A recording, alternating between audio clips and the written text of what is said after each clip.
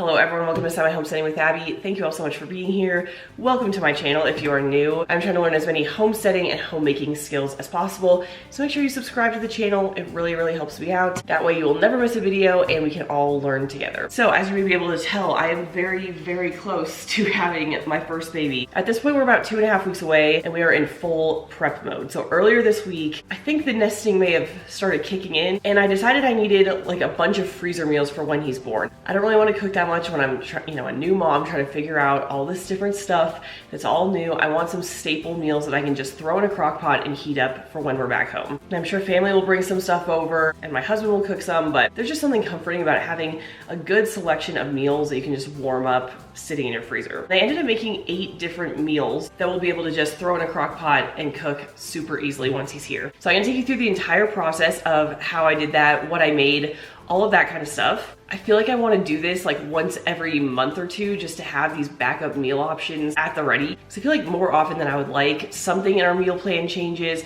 something's not ready in time, we need like an emergency meal, and I don't want that meal to always be like frozen pizza or takeout. So even though this was specifically to prep for having the baby, I might just implement this every so often in my life. I ended up making probably about 3 weeks of food, so it was just the best experience. I totally feel prepared now. Let's get into the video and I will walk you through the process of making all of these freezer meals. Enjoy the video.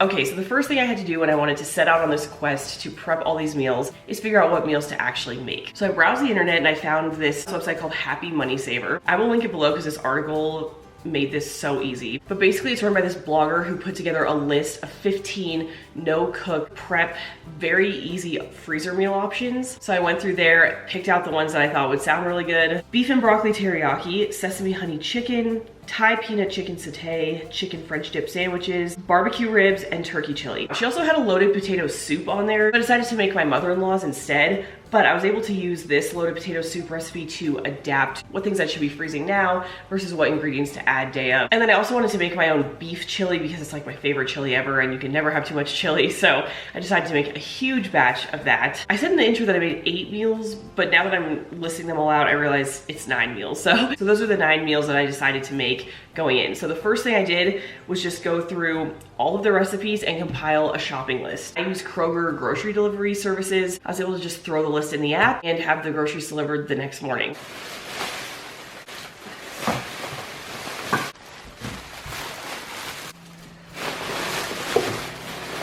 There's a lot.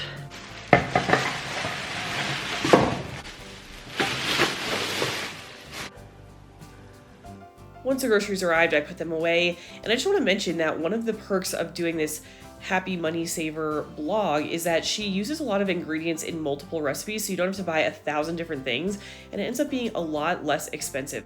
Between common ingredients and things I already had in my kitchen, this freezer meal portion of the haul only costs $145. All right, let's get started prepping these meals. The first one I'm gonna do is the beef and broccoli teriyaki. I don't know why I don't have quart-sized bags. We're gonna get around it. But basically you kind of package the steak, the teriyaki sauce, and the broccoli all separate. So let's get started.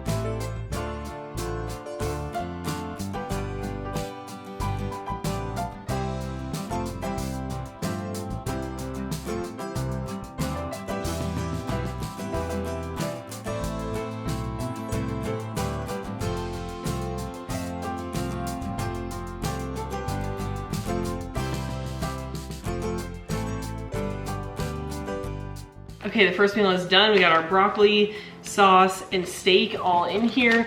And I'm just writing on the bag the cooking directions for the day of. So basically this one will be, you quick thaw the steak and then you add some vegetable oil to a wok, cook the steak for 3 to 4 minutes, add the broccoli for 1 to 2 minutes, and then add the sauce. So I'm just kind of vaguely outlining that on the bag, and also the date that I'm making this, just so we're aware. So this is ready for the freezer.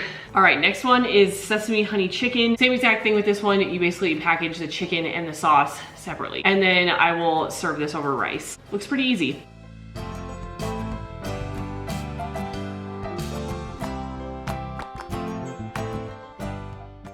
Now I pretty much used up the ingredients that I had. So I had a ton of chicken that I was ready to use for this recipe. So I ended up multiplying the recipe by 1.5 times. So this should actually last us like 3 to 4 meals probably, you know, at least 2 or 3. So some of these, you know, you can take a little liberty if you want to bulk prepare or, you know, split them up into different bags. A lot of times in the recipes, she just puts them all in one bag. But if you know that you need a smaller portion, just put them in multiple bags.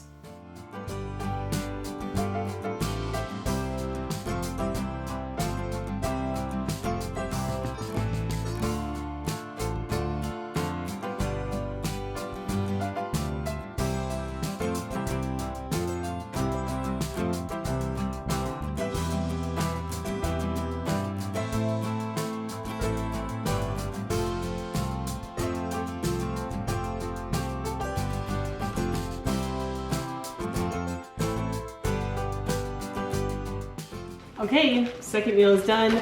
I had a lot of chicken. I did like 3 pounds of chicken, and so I just divided them into like a reasonable amount for one meal, another bag for another meal, and I combined all the sauce. Second meal is done. Okay, this next one, I may have overdone with the amount of ribs I got. So the recipe called for boneless ribs. My grocery store was out of stock. So I got these bone-in ribs, and I thought based on the weight or the price or something that they were gonna be way smaller. I needed 2 to 3 pounds of boneless pork country style ribs. I'm now looking at these and this is 5.74 pounds. Just one of them. And I have 2 of them and they're both the exact same weight. So I have a ton of ribs. Now, I think what I'm gonna do, because basically the boneless ones you just cut up, mix it with the sauce in a bag, and slow cook in your crock pot. I read that you can pretty much do the exact same thing with bone in.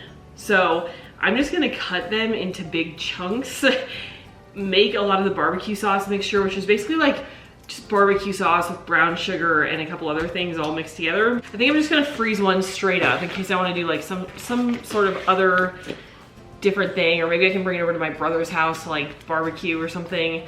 I'll just save one and I'm gonna cut one up and do the freezer meal because this is just too much and I don't think I even have enough barbecue sauce.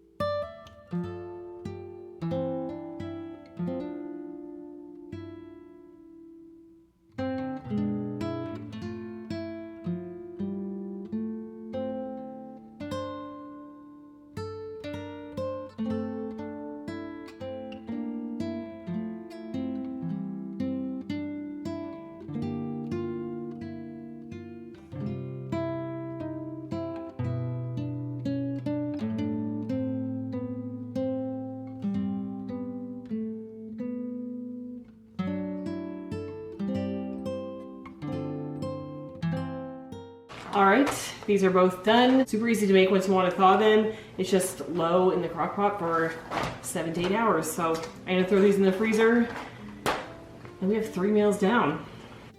Okay, the next day I came back and started prepping more. So this is the chicken French dip sandwiches. Now this serves 6, it says. So it's definitely gonna be multiple meals. So I ended up, again, adding a little bit more chicken and splitting this into 2 separate bags. So I started putting these Ziploc bags in the bowl so they wouldn't fall over. And then basically just throw in all the ingredients and then add the chicken after, mix it up a little bit and throw it in the freezer. So again, these are very, very simple meals.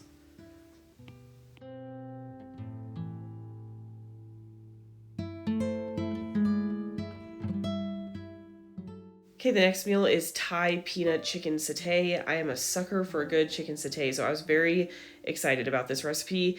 Again, super simple. You throw all the ingredients into a bag for the sauce and then add the chicken thighs in later. Now this serves 6 to 8. Again, this is probably gonna last us about 4 meals or so.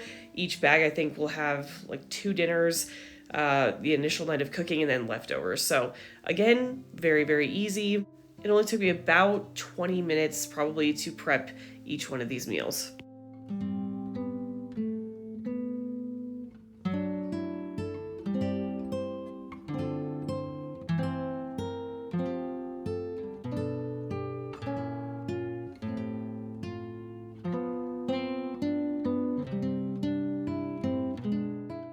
Okay, I got the Thai peanut chicken satay done and the chicken French dips done. I like those because there's just a very minimal chopping. You just mix up the sauce and then throw the chicken in.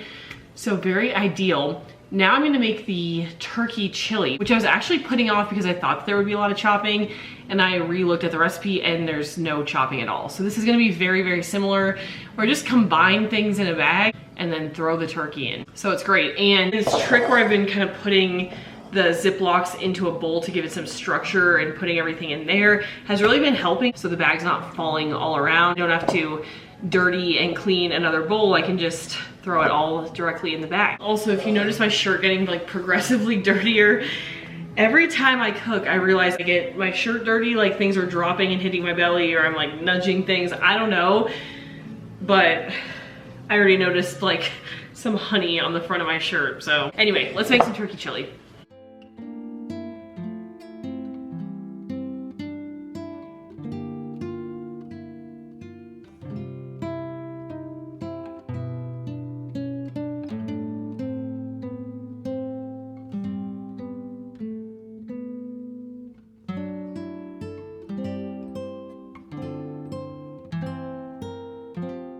Okay, I am now done. I have all the ingredients combined. Now I'm supposed to kind of stir this gently. So I'm just gonna take a rubber spatula and kind of mix this all into each other. I'm gonna get all the air out here. This around, get it a little more combined. And this will also get more combined even when I throw it in a crock pot, so not too worried about it. Super easy recipe, looks really, really good. This is the healthy turkey chili. Easy peasy. I'm gonna throw this one in the freezer. Okay, the next thing I'm making is beef chili. Now this is one of my favorite recipes ever. It's so simple, but so good. I think it's because it uses stewed tomatoes and it's like sweeter. This is not from the same website. This is actually from this bodybuilding recipe book that we bought a while ago. But all I have to chop for this recipe is a red onion and a green bell pepper. And then everything else you just throw in a bag. Again, I made a huge batch of this, so I put it into 2 different bags. This will last us quite a while. And I did forget you have to cut up the stewed tomatoes or else they're whole and just a little bit too big. But other than that, not a lot of chopping for this recipe.